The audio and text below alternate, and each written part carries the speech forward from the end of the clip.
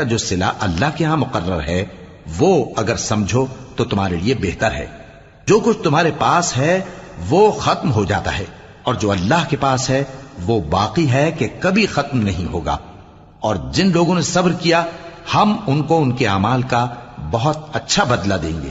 جو شخص نیک اعمال کرے گا مرد ہو یا عورت اور وہ مومن بھی ہوگا تو ہم اس کو دنیا میں پاک زندگی بسر کروائیں گے اور آخرت میں ان کے اعمال کا نہایت اچھا صلہ دیں گے. سو جب تم قرآن پڑھنے لگو تو شیطان مردود سے اللہ کی پناہ مانگ لیا کرو. حقیقت یہ ہے کہ جو مومن ہیں اور اپنے پروردگار پر بھروسہ رکھتے ہیں ان پر اس کا کچھ زور نہیں چلتا. اس کا زور انہی لوگوں پر چلتا ہے جو اس کو رفیق بناتے ہیں اور اس کے وسوسے کے سبب اللہ کے ساتھ شریک مقرر کرتے ہیں. اور جب ہم کوئی آیت کسی آیت کی جگہ بدل دیتے ہیں اور اللہ جو کچھ نازل فرماتا ہے اسے خوب جانتا ہے تو کافر کہتے ہیں کہ تم تو اپنی